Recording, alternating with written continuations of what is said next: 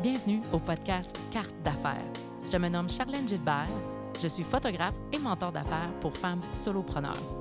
Avec ce podcast, je désire mettre en lumière le parcours d'affaires inspirant de mes invités et offrir de précieux conseils avec mes épisodes solo. Merci, bonne écoute! L'épisode de cette semaine est présenté par Sylvie Fleuriste. Depuis 2012, Sylvie Fleuriste propose des arrangements floraux novateurs et personnalisés. Et celle-ci vous ouvre les portes de sa chaleureuse boutique regorgeant d'idées cadeaux et de produits québécois. Pour en savoir plus, visitez le boutique.sylviefleuriste.com ou encore visitez la boutique Sylvie Fleuriste directement à la place Centre-Ville Amos. Merci, bon podcast!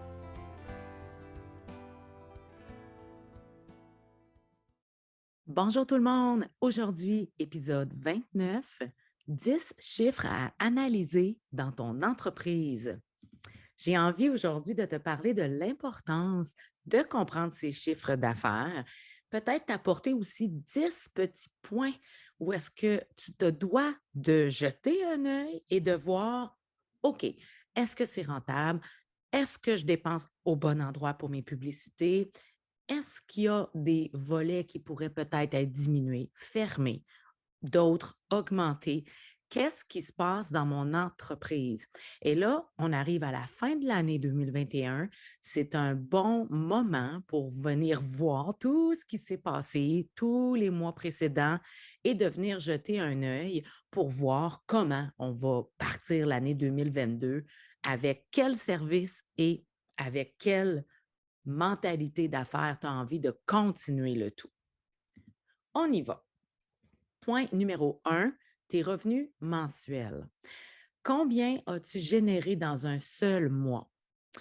Pour commencer, as-tu un budget et est-ce que tu suis tes rentrées d'argent? Est-ce que tu les regardes?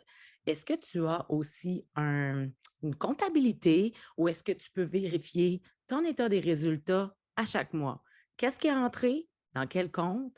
Et qu'est-ce qui est sorti dans tes dépenses? Puis combien qui te reste à la fin? Alors, qu'est-ce qui te reste après un mois? Est-ce que tu l'as tout dépensé? Est-ce que tu as trop de dépenses? Qu'est-ce qui a généré plus de sous?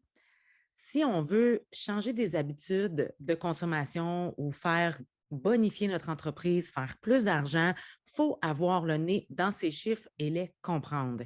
Alors, tout de suite en partant, je te demande comme question, as-tu un état des résultats à chaque mois et est-ce que tu le regardes? Ça, c'est un point numéro 1 crucial. Numéro 2, la rentabilité du produit et du service. Juste comme je disais plus tôt, quelle source de revenus est la plus rentable?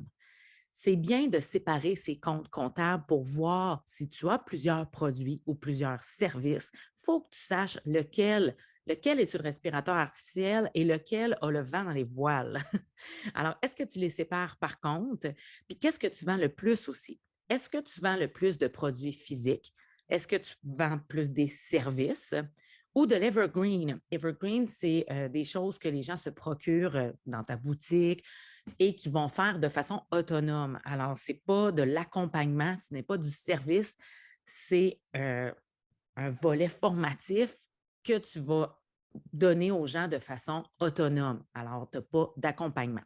Qu'est-ce que tu vends le plus? Qu'est-ce qui est le plus rentable? Regarde bien ça attentivement et surtout les dépenses en lien avec ce revenu-là. Il peut rentrer beaucoup d'argent dans une des catégories, mais est-ce que ça t'apporte beaucoup de dépenses? Est-ce que tu as des frais de livraison? Est-ce que tu as des stocks à tenir? Regarde ça attentivement.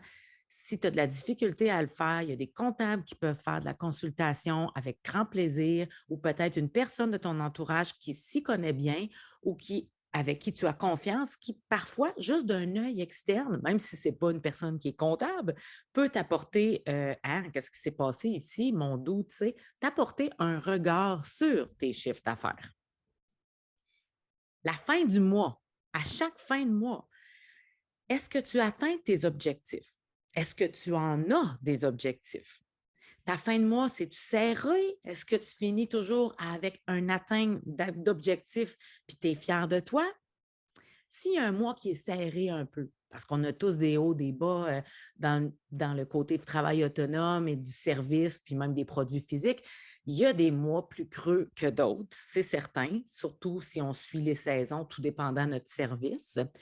Peut-être que tu pourrais y créer soit une promotion, soit faire plus de pubs en lien avec un produit qui fonctionne bien, offrir un rabais ou créer un nouveau service carrément ou une nouvelle plage horaire qui s'ouvre.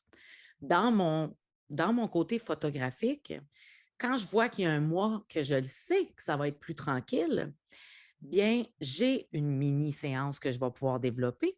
Je vais pouvoir ouvrir une journée comme ça en sachant que je vais générer du trafic et des gens chez moi. C'est une façon de rentabiliser le mois. Pour ma part, j'ai aussi d'autres volets autres que la photographie. Alors, j'offre encore des cours de groupe sur musique. Quand mon entrée d'inscription est en janvier, au début de l'année, ça m'aide beaucoup.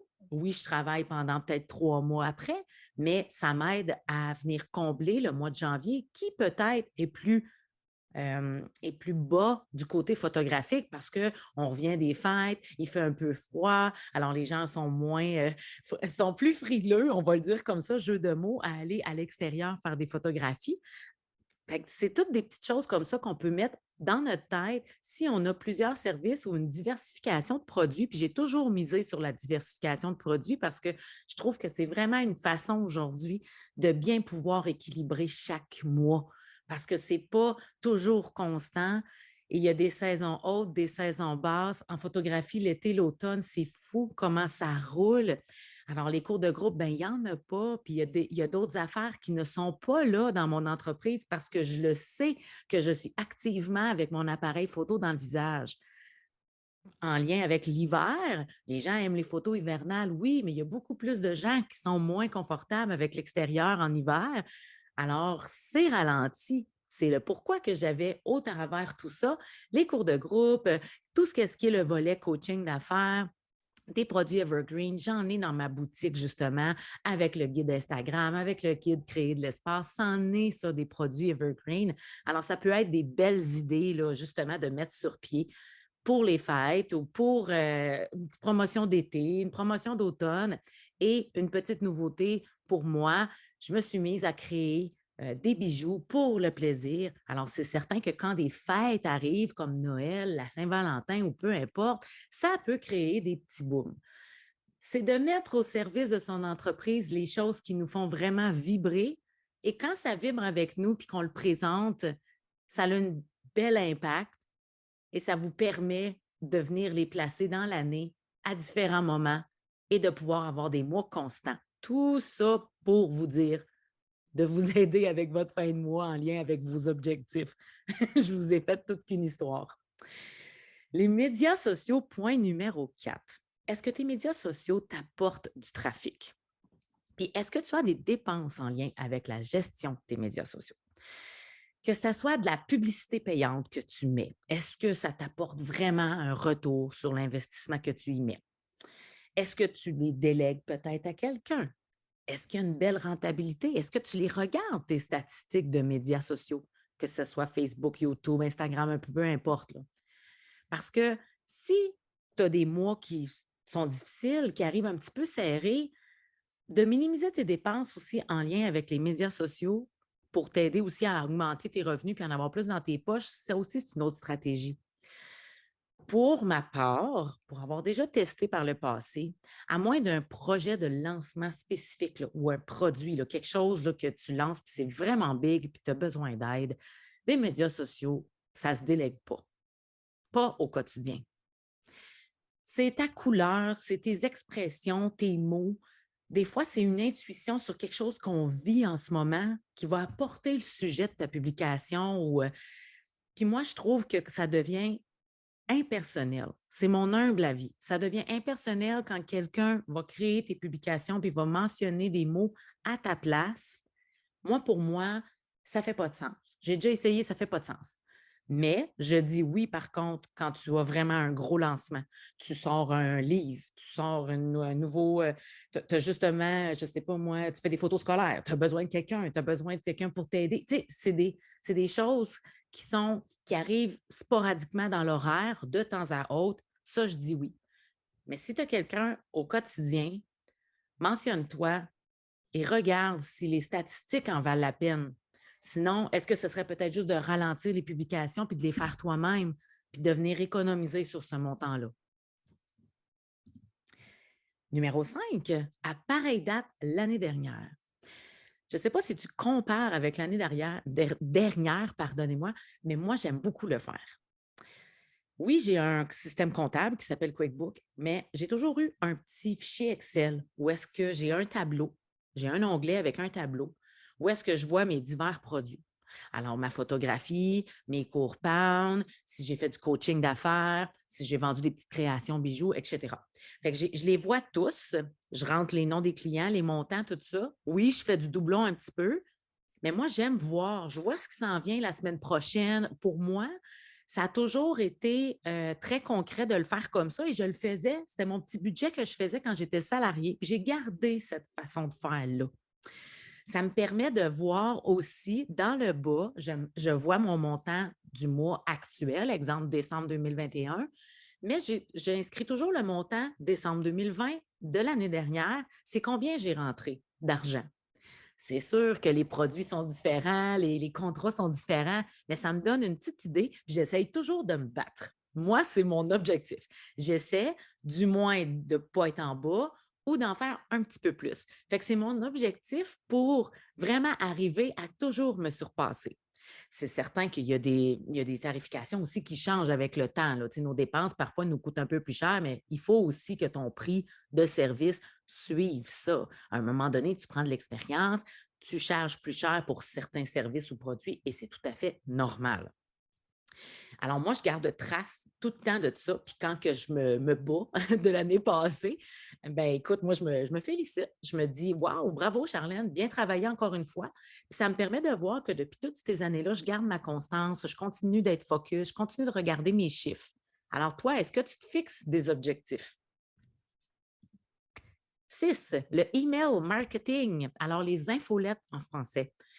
C'est une belle stratégie efficace. Je trouve que c'est une preuve de confiance de la part de l'audience de laisser une adresse courriel pour dire oui, je te permets de m'envoyer de tes nouvelles, de tes promotions. Et quand quelqu'un te laisse son courriel, il s'attend aussi à avoir des nouvelles de toi et à avoir des promotions. J'aime beaucoup utiliser je te dirais, oui, d'envoyer des promotions, mais aussi j'aime donner dans l'infolette. Je crée du contenu qui est différent aussi de mes médias pour ne pas avoir l'impression de répéter. Au début, c'était un petit peu difficile là, de recréer du contenu exclusif pour l'infolette, mais à un moment donné, tu te dis aussi, si ton contenu est tout le temps pareil, pourquoi on te suivrait sur Facebook, Instagram, puis tu as une infolette si tu copies tes mêmes dires à 3 places? Tu sais, à un moment donné, il faut, au pire, fais juste pas d'infolette si tu n'es pas inspiré. Alors, pour ma part, des fois, je donne une recette. Des fois, je donne des nouvelles, tout simplement. Oui, je vais reparler un petit peu de mes projets, mais pas tout le temps. Des fois, je cible le podcast, des fois, je ne le cible pas. Ça dépend. Ça dépend de ce que j'ai envie de parler. Est-ce que tu regardes aussi les statistiques du taux d'ouverture? Est-ce que c'est stable? On parle d'environ un 30 d'ouverture qui serait dans le très, très bon là, pour une infolette. C'est sûr que tu ne peux pas atteindre tout le monde. Ce n'est pas tout le monde qui peut être aussi interpellé à toutes les ouvrir. Des fois, c'est qu'on est tout simplement débordé, puis là, on reçoit tout plein d'infolettes. Moi, ça me fait ça. Là. Quand il y a des moments où est-ce que je suis super débordée, il y a des infolettes que je ne supprimerai pas, mais que je vais garder pour plus tard. Puis des fois, je les supprime toutes parce que j'ai juste pas le temps. Puis quand ça devient un petit peu plus tranquille, des fois, je fais comme Ah, qu'est-ce qu'elle a à dire? Tu sais, puis je regarde. Fait que c'est vraiment moi, c'est mes habitudes à moi. Alors, j'imagine que les gens, c'est leurs habitudes à eux aussi. Alors, quelle est la taille de ta liste? Est-ce que tu as une boîte de capture sur ton site web ou peu importe ailleurs? Ou est-ce que tu échanges quelque chose de gratuit en échange du courriel? Quelque chose aussi qui est alléchant, qui est intéressant et non pas une affaire bidon qui ne sert pas. Souvent, les gens qui aiment le gratuit aussi, c'est que ça va résoudre un problème, ça va apporter une solution à la problématique. Et ça peut être une belle preuve de confiance aussi pour la suite, pour te suivre et puis pouvoir continuer d'avoir de tes nouvelles. Voilà pour le email marketing. Numéro 7, je te parle des affiliés. Bon, premièrement, est-ce que tu en as? C'est pas ça un affilié, c'est des gens qui parlent pour toi, en ton nom, de tes produits et que tu rémunères au prorata des ventes. Alors, est-ce que c'est rentable aussi? Est-ce que ces gens-là en parlent suffisamment? Est-ce qu'il y a aussi suffisamment de ventes qui sont faites avec ces personnes-là? Est-ce que ça vaut la peine d'en avoir finalement? Est-ce que ça vaut la peine d'en avoir peut-être juste une? Est-ce que ça vaut plus la peine d'en avoir 10? Est-ce que ça tire du jus de peut-être les fider puis les motiver en lien avec les ventes? Puis est-ce qu'ils sont motivés aussi par leur pourcentage de revenus que tu leur offres? C'est sûr que si tu les rémunères à un petit montant, c'est moins tentant. Quand on reçoit une belle grosse paye ou un beau pourcentage d'être affilié d'un programme qui te parle, pour ma part, des affiliés, j'en ai 3 pour ma formation qui va sortir de façon evergreen. Alors, j'en ai 3 et je veux bien les rémunérer et ce sont des personnes qui ont fait la formation. Je ne peux pas avoir des gens affiliés qui ne me connaissent pas sur le produit ou service que j'offre. Alors, quand tu as des personnes qui sont des bonnes clientes, des personnes qui te côtoient, qui connaissent ton produit par cœur, puis qui en parlent déjà de façon naturelle sans même que tu les payes, mais ça peut être des bonnes personnes pour t'aider aussi dans ta business, pour pouvoir aider à aller toucher plus de gens dans les médias. Voilà pour les affiliés. Numéro 8, un podcast. Est-ce que tu en as un? Si tu en as un, combien de lectures par épisode? Oublie pas qu'un podcast, hein, il mentionne, c'est un peu comme une entreprise, ça prend 5 ans avant que ça devienne vraiment un podcast qui est vraiment vu, écouté, qui a traversé le temps, qui se promène dans les maisons, qui se développe en tant que podcast. Alors, combien de lectures? Qui l'écoute? Est-ce que c'est les hommes ou les femmes? De quelle région? Moi, pour ma part, il est hébergé sur Anchor et je peux voir toutes ces choses-là. Alors, c'est important pour moi de regarder. Puis il y a des hommes qui écoutent mon podcast, ça, je suis agréablement surprise. Fait c'est de voir un petit peu mon public cible, c'est qui? Ça aide aussi après ça de comment on bâtit les pubs, comment on fait les choses, qui m'écoute. Puis tu peux voir aussi à quel moment ils arrêtent d'écouter ton podcast. Parce que ça se peut que tu aies des vues, mais cette personne-là, c'est peut-être pas rendue jusqu'au bout. Alors, à combien de minutes elle arrête d'écouter? Ça peut te donner un indice de pertinence, mais un indice aussi de longueur. Peut-être que tes podcasts sont trop longs ou non pertinents. Ça peut t'aider à voir pour mieux te structurer par la suite. Puis il ne faut pas que tu te décourages non plus.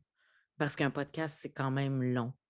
C'est quelque chose qu'il faut repartager, parler, parler encore, repartager encore. Parce qu'il y en a beaucoup. Parce que du vidéo, de l'audio, il y en a beaucoup. Parce que des fois, les gens, ils ne savent pas trop où aller. Il faut expliquer. Alors, si tu as un podcast, décourage-toi pas. Tu peux changer aussi ta photo de vignette de temps à autre si tu as envie de faire un petit boom. Des fois, il y a des gens qui sont attirés par d'autres couleurs, mais décourage-toi pas. Numéro 9, site web. Est-ce que tu as du trafic sur ton site web? Est-ce qu'il est bien clair et bien structuré? Quand j'arrive sur un site, moi, j'aime beaucoup, je cherche tout de suite le petit menu hamburger, là, les 3 petites lignes, pour pouvoir aller voir si j'ai où est-ce que cette personne-là se situe, y a-t-il des tarifs à propos. J'aime pouvoir connaître la personne, surtout si c'est des produits. On aime pouvoir naviguer, voir les tarifications. Puis je le sais que la plupart des gens, ils ont moins envie des fois de t'écrire pour te demander ça coûte combien une séance. Puis là, ça fait déjà un premier pas vers toi. Puis si ces gens-là, ce n'est pas cette tarification-là qui leur permet d'aller vers toi, là, ils se sentent mal après ça de te donner des nouvelles. C'est bien d'avoir un site web où est-ce que tout est détaillé, puis qu'on ait des belles photos de toi, que ça te ressemble. J'envoie des sites web encore, surtout des sites web sur, mettons, l'esthétique. Je vois beaucoup de photos tirées du web ou la massothérapie, les petites pierres, puis tout ça. C'est correct au début, mais à un moment donné, personnalise-le. Paye-toi une séance photo pour personnaliser, que ça soit toi. Moi, ça m'attire tellement plus là, de voir la personne dans son univers, dans son bureau, de quoi ça a de l'air. Puis que ça ramène tes couleurs. Oublie pas de marquer vraiment la façon de te rejoindre, qu'on puisse t'envoyer un message, etc. Puis, as-tu des mots-clés aussi sur ton site web? Est-ce que tu es la référence? Pour ma part, moi, j'en ai et ils me donnent des rapports à chaque mois de on me trouvait sur combien, exemple, ils me marquent combien de personnes me trouvaient en marquant. Il y en a qui me trouvent en marquant concept, ils marquent juste concept, ils me trouvent. Après ça, appareil photo et aussi photographe Amos, exemple. Mais si tu as des mots-clés qui sont ajoutés sur ton site, tous tes services en mots-clés, ça serait plutôt de demander à quelqu'un qui est ferré dans les sites web. Là. Pour ma part, c'est vraiment le site web qui a été conçu par mon conjoint, puis c'est tout lui qui s'est occupé de ça. Mais il m'a mentionné d'avoir inséré des mots-clics pour que quand les gens tapent ce mot-là, ce soit mon site qui ressorte. Alors ça aussi, ça peut aider énormément. Je sais qu'il y en a qui n'ont pas de site web. Si c'est le cas, assure-toi d'avoir une page Facebook qui est vraiment détaillée ou une landing page ou peu importe, mais d'avoir quelque chose à une place qu'on puisse tout voir. J'arrive sur des pages Facebook, des fois, c'est pas clair. Il y a un post qui a été fait, ça fait prendre 1 an. Les gens ne s'occupent plus de leur page Facebook. Le site web n'est pas à jour. Fait que là, des fois, tu te dis, bon, attends un peu, as-tu un site web d'abord? Le lien du site web, il n'est pas mis non plus sur la page Facebook. Ça devient difficile. Puis quand la personne, il faut qu'elle cherche et qu'elle cherche et qu'elle cherche, là, qu'elle fait quasiment, qu'elle tourne quasiment les pages d'un annulaire téléphonique de page jaune pour essayer de te trouver. Quand l'effort est rendu trop grand, tu vas passer à côté, tu vas manquer le bateau, en fait, avec cette cliente-là. Alors, voilà pour les sites web. Puis, la diversification, numéro 10. Est-ce que tes actions te rapportent réellement des revenus? Et sur combien de médias sociaux es-tu? Je te parle de la diversification dans les médias parce qu'il en existe vraiment beaucoup. Puis des fois, on est porté à être dans plusieurs médias. Mais est-ce que c'est nécessaire?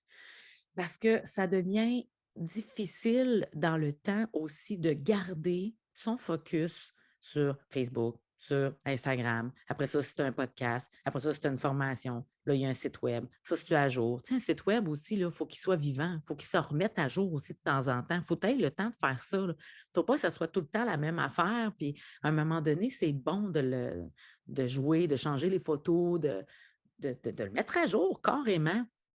Puis, si tu ne sais pas trop si ça vaut encore la peine, bien, regarde tes stats, regarde les métriques de ces médias-là.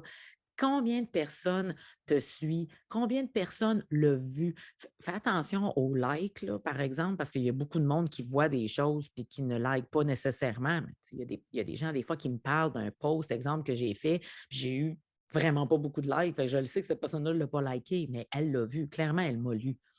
Fait que de voir aussi les impressions, de voir les gens qui ont vu réellement, puis de revoir qu'est-ce qui fonctionne bien. Est-ce que je suis encore alignée puis heureuse avec ces médias-là? Est-ce que je pourrais en enlever un peut-être pour avoir moins de pression?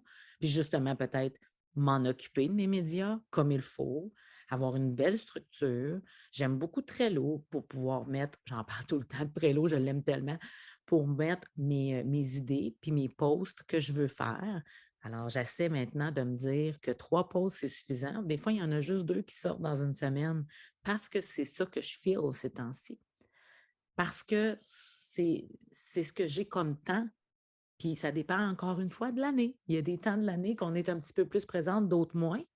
Mais chose certaine, il ne faut pas disparaître complètement non plus, parce qu'après ça, bonne chance pour y revenir. Alors, c'est vraiment de doser. Puis si tu te sens fatigué, regarde comme il faut, qu'est-ce qui vaut la peine d'être conservé ou pas. Alors, chaque matin, moi, je regarde mon compte de banque personnel, entreprise. Chaque matin, je regarde. Je regarde, OK, qu'est-ce qui a passé comme dépenses automatiques? Est-ce qu'il y a des factures de clients qui n'ont pas été payées? Je garde trace dans mon petit cahier à la main. Ça, j'en ai parlé dans un autre podcast aussi, là, mes 3 pages où est-ce que je parle de mes dépenses entreprises, mes dépenses de la vie courante et mes gâteries. Alors, je viens tout le temps regarder ça, je viens les inscrire quand que je vois les transactions sur ma carte de crédit. Ça me permet de garder un focus sur qu'est-ce que je dépense dans un mois. Il y a des mois qui sont pires que d'autres. Là, je fais comme OK, là, ce mois-ci, peut-être que là, il va falloir slacker les gâteries là, parce qu'il y a eu des dépenses ou il y a eu un gros investissement dans l'entreprise. Il faut faire attention.